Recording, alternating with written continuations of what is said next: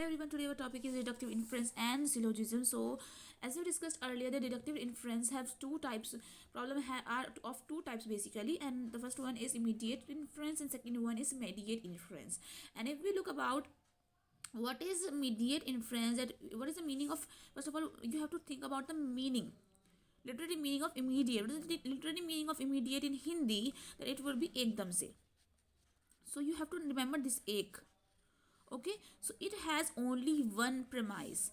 Okay, here the conclusion is drawn only from a given proposition. Two important cases of immediate inference have been discussed as given below. So there are two types of there are two important cases of immediate inference. The first one is by implication. If a given proposition is a type, means universal and is affirmative, then it also implies a I type conclusion must be true. So if it is written all chairs are tables, so it implicate that some chairs are also tables. I draw some Venn diagram here so that you can get the topic easily. So if I say all tables are all chairs are tables, sorry, I did it wrong. All chairs are tables, all chairs are tables. That means there's some chair are also tables. Okay, so all includes, all implicates to some, but it cannot be vice versa. That I have discussed in earlier video, in subaltern that we have discussed.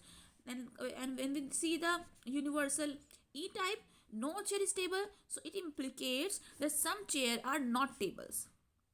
Okay, looking at the proposition again, when we say that all chairs are tables, it implies that some chairs we are presently concerned with are tables. This is based on our knowledge that some is part of all, because some is part of all. Similarly, we can say that an E-type proposition also implies an O-type conclusion. If we say that no chair is table, we are absolutely sure that some chairs are not tables. So it is very implicative. We can implicate from universal thing, universal proposition. The immediate inferencing by implication is quite similar to the concept of subalteration that I have discussed earlier. Subalteration. What happens in subalteration, that we implicate some from all, but we cannot do vice versa. Also discussed under square of opposition. And the other case is by conversion. First of all, let us be familiar with the few terms. Convertant. What is the meaning of convertant? Convertant means the original proposition. If you look at these two examples, what is a convertant? This is all chairs are convertant. And what is converse? The new proposition. Conversion, the process itself. So we have three terms: C, C, C. The first one is convertant, second word is converse, and the third one is conversion. The process consists of two steps. The first step is to interchange the subject and predicate. The subject will become the predicate and predicate will become the subject. So here the subject will become the predicate and the predicate will become the subject, as we do in passive voice. The second step is to change the type of the given preposition to the pattern given in table 6.2. So if we have given the table pattern to understand the concept more easily, so these conversion rules are helpful not only for immediate inferences but also for immediate inferences depending upon the nature of problems and answer choice. Thus candidates are expected to learn the conversion rules by heart. So we have to learn these conversion rules by heart so that we can get the. So first of all, this is written universal A. All chairs are tables. So we can infer the very valid conversions are some tables are chairs. So we have made a predicate to subject and subject to predicate. Some tables are chairs and some chairs are tables. First of all, we immediate the thing that some chairs are tables. That's obvious that we have learned in the first step. But in the second step that we have done conversion, we will make the predicate to subject, subject to predicate. And when we discuss the negative E, no chairs are tables, then no tables are chairs. These are valid conversion, because if I say these are chairs and these are tables, so if no, there's no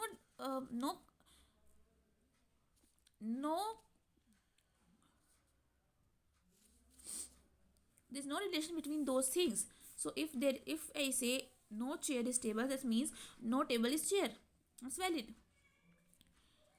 In particular I, some chairs are tables, some tables are chairs.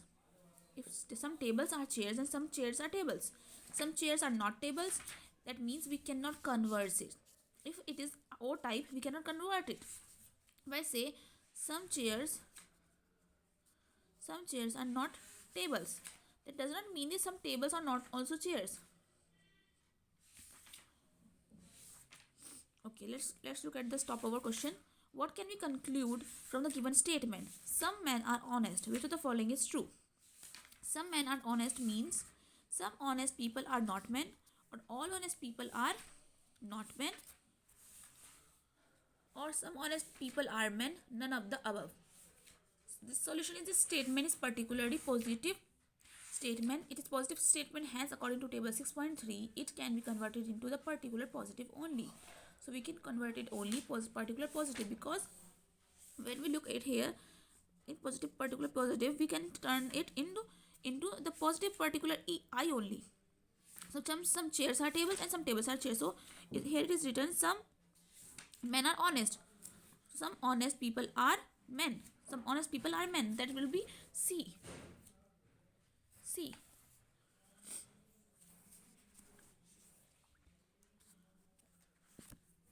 Here they have explained the things here. Some honest people are not men. It is, if we justify it, it will be some honest people are not men, it will be particular negative type, hence we will eliminate it, because particular I type only converts into I type and with the changing of subject and predicate. No honest people are men, so it is universal negative and hence we will eliminate it. Some people are men, so it is particular positive, hence this is correct answer. None of the above is not applicable here. In addition to conversion, let us look at the other three cases of immediate inference. They are called education also. We said them education also. So let's see these three things also, and we will finish the video. Observation is a kind of immediate inference in which there is change in the quality of the given proposition while its meaning remains unchanged. So here we only change the quality with no change in the proposition. The examples are: the observe of all tigers are insect is no tigers are non-insects. We can say these things also. So although we have changed the quality of the sentence, but we have not changed our say. The observe of some singers are males, some singers are not non-males. Contraposition is a kind of immediate inference in which from a given proposition we infer other proposition. If we have given a proposition, we will infer a second proposition from that only, having its subject the contrary of the given predicate, and our subject will be contrary to the given predicate. For example, contrapositive of all cows are birds is all non-birds are non-cows. All crows are birds. All crows are birds. We can say that all non-birds are non-crows. This is all contradictory, right? We have changed the subject to predicate and predicate to subject, and we have applied non here. What is inversion? Inversion is a kind of immediate inference in which from a given proposition we infer another proposition having its subject the contrary of the given subject. We contradict here subject to subject, and what we have done here, we having a subject the contrary of the given predicate, we contradict the subject to the given predicate, and here we are doing that, we are contradicting the subject to subject. For example, the all men are mortal, we can say some not men are not mortal. We contradict subject to subject. And what here we did, first of all we change the subject to predicate, and then we will contradict. We can have contradict, not birds. So that's all for today's video. You have understand the topic. Let's meet you in next video. Till then, take care. Bye bye. Study hard.